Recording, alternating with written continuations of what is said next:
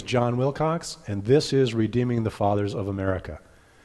How would people tell your life story if your father and mother died at an early age? Your oldest brother sent you to live and work for an uncle that didn't really care about you. Then your brother dies. Then after the death of 2 wives, you remain childless. And lastly, late in life, you bequeath your holdings to your grandnephew who poisons you while he tries to swindle you out of the rest of your holdings.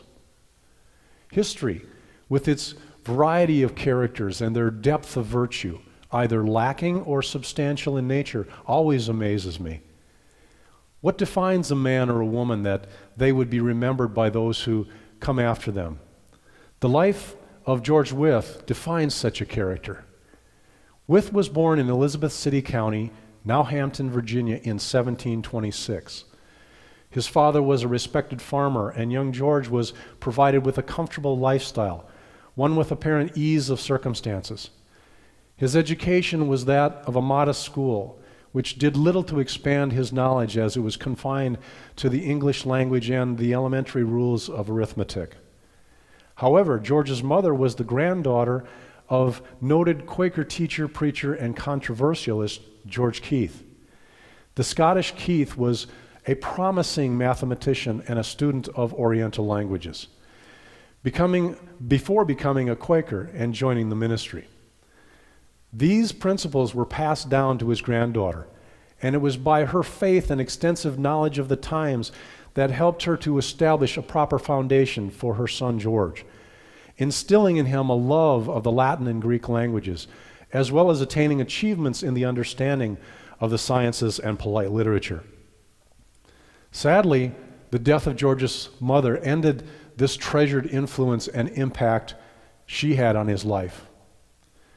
Reverend Charles A. Goodrich, author of the lives of the signers of the Declaration of Independence, writes of the emotional weight that George was suffering. He described young George's loss in this way: being deprived at this unguarded period of his life of the loss of counsel and example of his natural guardians, he became devoted for several years to amusement and dissipation, to which he was strongly enticed by the fortune that had been left him. It was during this time period that George Wythe almost entirely neglected his literary pursuits. And during this time, George spent 2 years under the care of his uncle Stephen Dewey, who also tutored him. History has painted a dim picture of this relationship. Dewey worked in a prominent law office, but apparently did little to encourage George in his studies of the law. Ironically, it has been suggested that Dewey may have done him a favor by confining him to such drudgeries of his office. As we discover in our studies, George Wythe became one of Virginia's most notable figures. What he learned from his uncle was the value of what not to teach. Then something significant happened in George's life that would bring him back to his mother's convictions.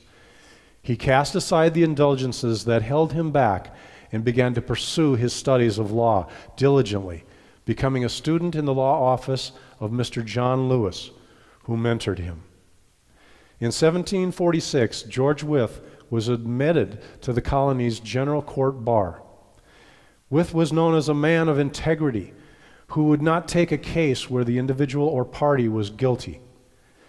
The respect and honor in which his fellow Virginians esteemed him was rewarded in 1747 by an appointment to a seat in the Virginia House of Burgesses as a clerk of the Committee of Privileges and Elections.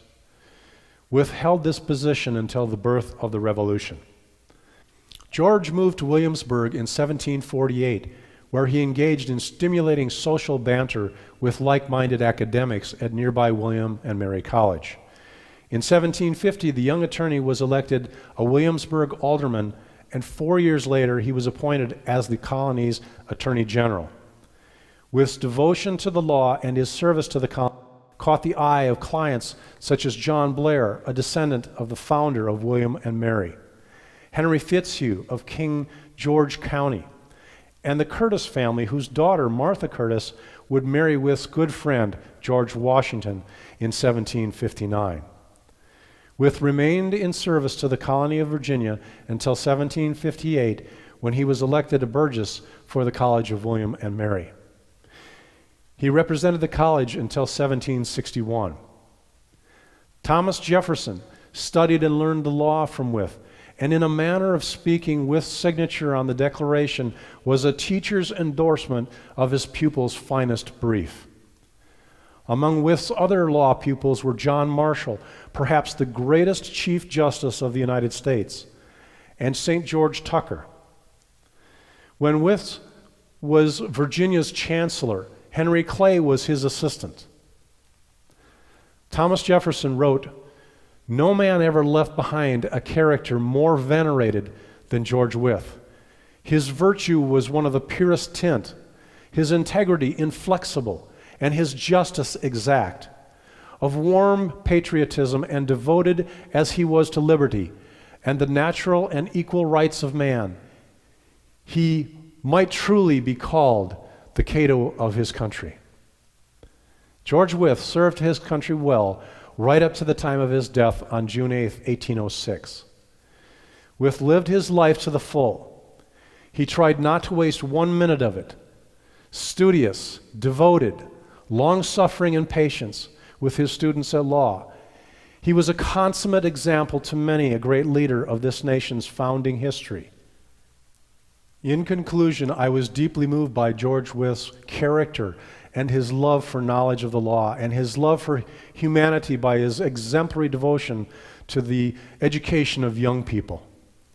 Reverend Goodrich writes, "From a man entrusted with such high concerns and whose time was occupied by so many difficult and perplexing avocations, it could scarcely have been expected that he should have employed a part of it in the toilsome and generally unpleasant task of the education of youth.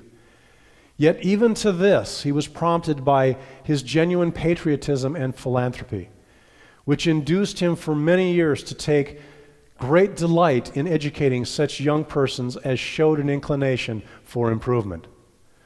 Harassed as he was with business and enveloped with papers belonging to intricate suits in chancery, he yet found time to keep a private school for the instruction of a few scholars, always with very little compensation and often demanding none. Several living ornaments of their country received their greatest lights from his sublime example and instruction. Such was the upright and venerable Wythe." Thank you for watching Redeeming the Founders of America.